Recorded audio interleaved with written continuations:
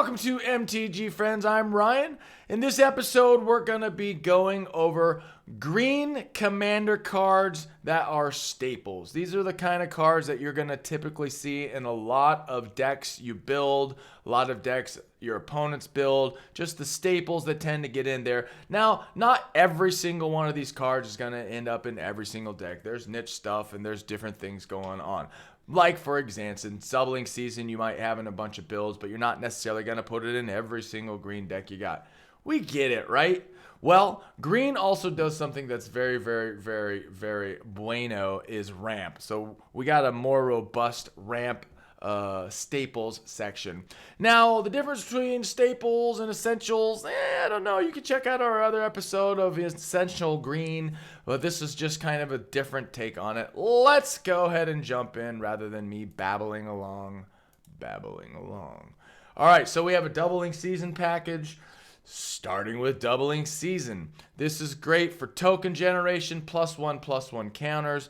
If an effect would create one or more tokens under your control, it creates twice that many tokens, and the same thing for +1/+1 counters. If an effect would put one or more counters on a permanent you control, now keep in mind it's you control. So doubling season doesn't really help you with like infect counters and that kind of stuff. Just keep that in mind when you're deciding whether to put doubling season into your build.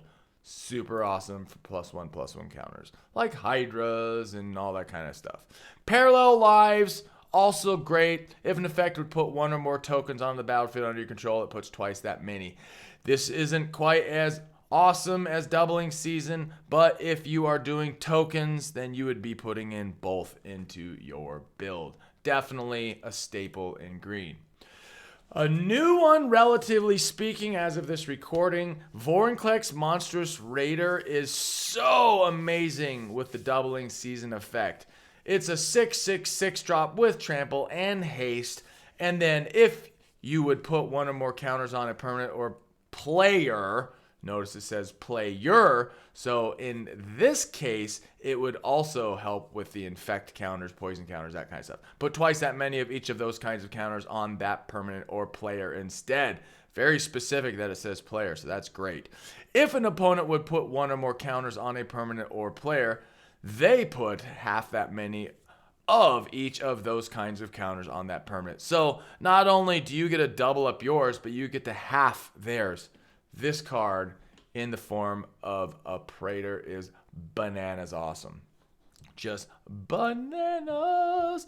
All right, so those are the three big staple cards in terms of doubling season. And of course, if you want to put in the comments something like, oh, but what about the such and such doubling season effect? By all means, do that. This isn't necessarily the end-all, be-all of staples in green. Always looking for feedback, yo. All right, let's go into draw. Some staples in green for draw. Beast Whisperer. Whenever you cast a creature spell, draw a card. Pretty straightforward. A very nice 4-drop. Garruk's Uprising. You're really gonna be using this if you have big dumb creatures that are hitting the playfield. When it enters the battlefield, if you control a creature with power 4 or greater, draw a card. And on top of that, it gives all your creatures trample. That's pretty badass. Whenever a creature with power 4 or greater enters the battlefield under your control, draw a card. Yes, I do know how to speak English.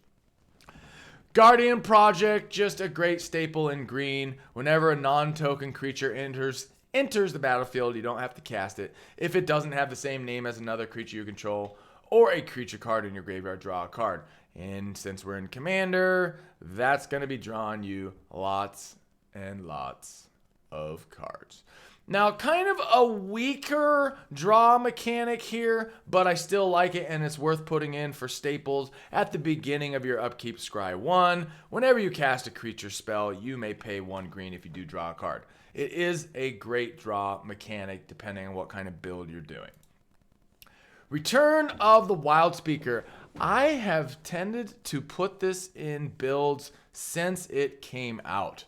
Draw cards equal to the greatest power among non-human creatures you control. Non-human creatures you control get +3/+3 until end of turn. You choose one.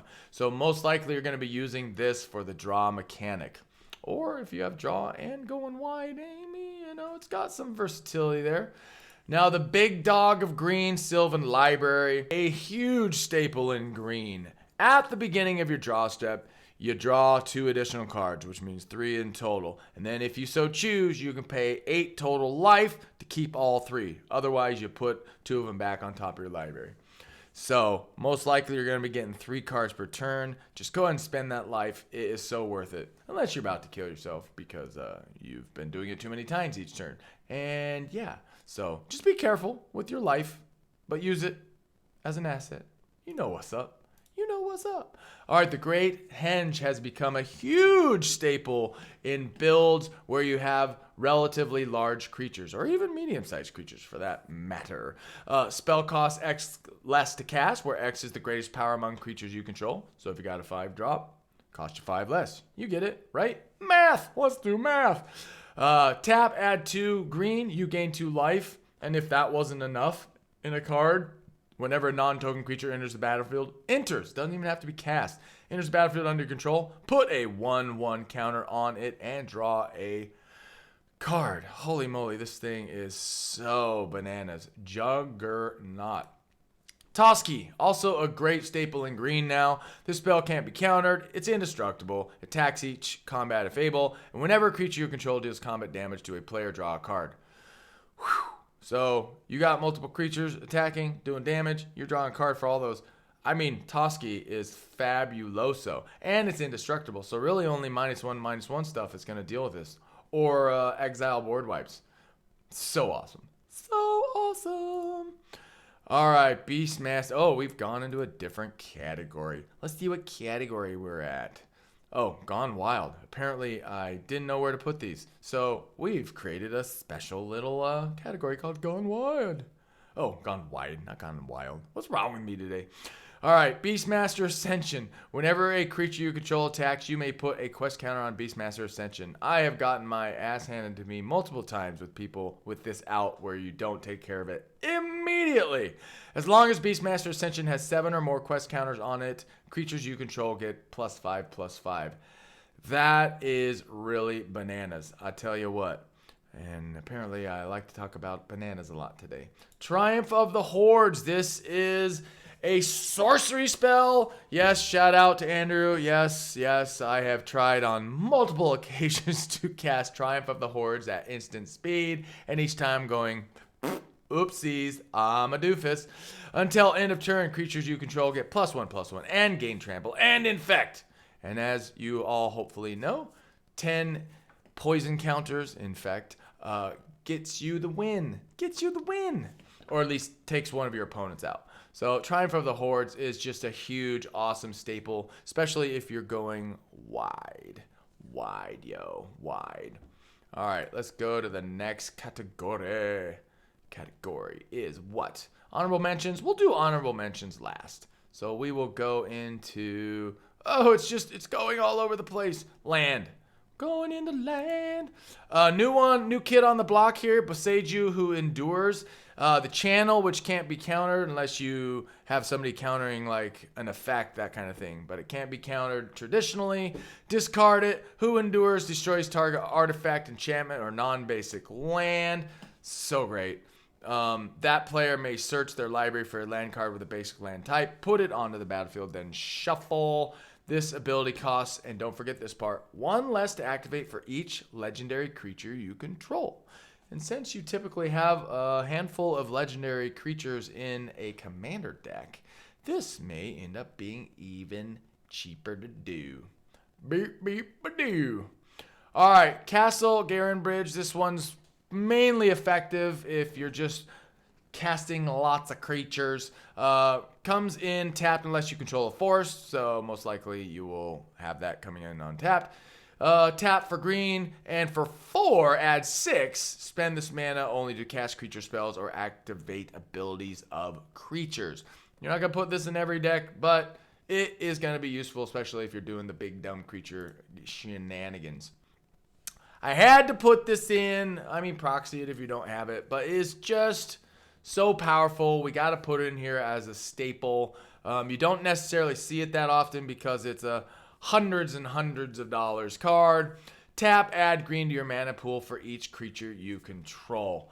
Need I say more? Do we all know what Gaia's Cradle is? I mean, unless you're new to Magic, you know what this card is. And if you are new, welcome to the game. It's for a lifetime. Trust me, it's for a lifetime. Lair of the Hydra. I think this is a very underappreciated card, especially if you are in play groups that have lots of board wipes. If you control 2 or more other lands, it comes in untapped, comes in tapped. That's right. So most likely it's going to be a tapped land. But, and there's a big but, for X green until end of turn, Lair of the Hydra becomes an XX green Hydra creature. It's still a land. X can't be 0. This is just great with like board wipe after board wipe. Whole board's wiped. You turn this into a Giganosaurus Rex and right into your opponent's face. Now this one isn't green specific, it's more mono specific. For 2, choose a color, add to your mana pool an amount of that mana equal to your devotion to that color. So this actually goes across the board for the color wheel, green, black, blah, blah, blah. You get it. But Nykthos is so powerful, it's worth just mentioning in this Staples green episode. All right, next up is protection. We really just have one main huge green staple for protection, which is heroic intervention. Permanents you control gain hexproof and indestructible until the end of turn. This ends up in, I would have to say every single green build I have. I can't think of the last time I didn't include that card. All right, ramp in green. What green does very, very, very well. Birds of Paradise. Tap, add 1 mana of any color. We should all know what Birds of Paradise is. Cultivate. Some of my buddies in my playgroup don't like 3 drops for mana ramp in green, but I do. And I'm doing the episode, so Cultivate's in here. Search your library for up to 2 basic land cards. Reveal those cards. Put 1 onto the battlefield tapped and the other into your hand. Then shuffle. Boom. Boom, boom, shakalaka. Elvish Mystic Mana Dork tap for green. Costs 1.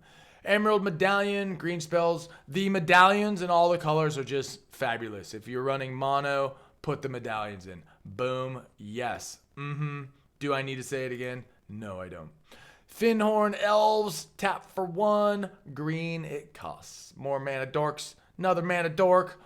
Oldie but goodie Llanowar Elves. Nature's Lore. Search your library for force card. Notice it says force card, so that can be a shock land. That can be a Triome. Old Gnawbone, relatively new to the Commander world. Old Gnawbone is bananas and has very rapidly become a staple in green. It's a 5-drop, 7/7, but that's okay because we have, that's right, ramp in green. Whenever a creature you control deals combat damage to a player, create that many treasure tokens. Holy shnikes, that is a lot of ramp right there. Oracle of Muldiah, 4-drop, you may play an additional land on each of your turns. Dare I say, landfall. Play with the top card of your library revealed. You may play lands from the top of your library. Just so bananas good. That is 3 or 4 times I've said bananas. I need to stop doing that. Rampant Growth. Search your library for a basic land card. Put that card onto the battlefield tab. Then shuffle for 2. All right, Tribe Elder. This sacks to go fetch a basic land. Pretty basic. Pun not really intended. All right, one of my absolute favorites is Sky Shroud Claim. It does cost 4, but that's okay because you net 2. Search your library for up to 2 forest cards. That means non-basic or basic. Put them onto the battlefield, then shuffle your library. Very, very good card. Very good. 3 visits. Search your library for a forest card. Put that card onto the battlefield, then shuffle. And thank goodness for a reprint on this bad boy. Now it doesn't cost bazillion pesos. All right, Beast Within. We are in removal. Such a huge staple in green. Beast Within, destroy target permanent. That means any permanent. Its controller creates a 3/3 green beast creature token. All right, Force of Vigor. This is one of those don't cost you nothing depending. If it's not your turn, you may exile a green card from your hand rather than pay this spell's mana cost. Destroy up to 2 target artifacts and or enchantments. Very, very good spot removal. Kenner's Transformation. I have noticed this popping up more and more because it really is helpful and useful. Whenever Kenner's Transformation enters the battlefield, draw a card. Enchanted creature loses all abilities and is a green elk creature with base power and toughness 3/3. Very nice, especially for indestructible stuff and those kinds of shenanigans. Crows and Grip. This is in here specifically for split second. As long as split second is in effect, it has to resolve before anything else can happen. Destroy target artifact or enchantment. Sorry, blue players, but split second in your face. In your face. Nature's Claim. Some people love this card. I'm one of them. Some people just don't like this card, and I'm really not sure why, because it is only 1 green. Destroy target artifact or enchantment its controller gains 4 life. I mean, 4 life in the grand scheme of things for Commander. We're all good. We're all good in the hood. All right, Reclamation Sage. This one is great. Spot removal for 3. Enters the battlefield. You can destroy target artifact or enchantment. Yes, sirree, Bobalicious. Holy moly, that was a sneeze. Oh, I'm not even going to edit that Edit that out. I have just completely lost the ability to speak today. But we're doing it live. We're doing it live. Avenger of Zendikar. Smack dab right at the top of shenanigans. Oh, landfall, how I love thee. Whenever Avenger of Zendikar enters the battlefield, create a 0/1 green plant creature token for each land you control. So that could be a lot depending on when you drop this bad boy onto the playfield. Landfall. Whenever land enters the battlefield under your control, you may put a 1/1 counter on each plant creature you control. Mid-game and late-game shenanigans for sure on that one. Speaking of shenanigans, Craterhoof Behemoth is just a game winner.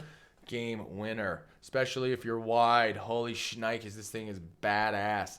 Haste. Whenever Craterhoof Behemoth enters the battlefield, creatures you control gain trample and get +X/+X until end of turn, where X is the number of creatures you control. Oh, math that out. And you know what it equals? Awesome. Pure awesomeness. All right, this is just a huge staple in green. I don't know that it's necessarily shenanigans, but I didn't want to create a whole other category just for this thing. Whenever Eternal Witness enters the battlefield, you may return target card. That's so great. Card from the graveyard to your hand. I mean, that's it. You don't need anything else. It's perfect. It's perfect in green. Perfect.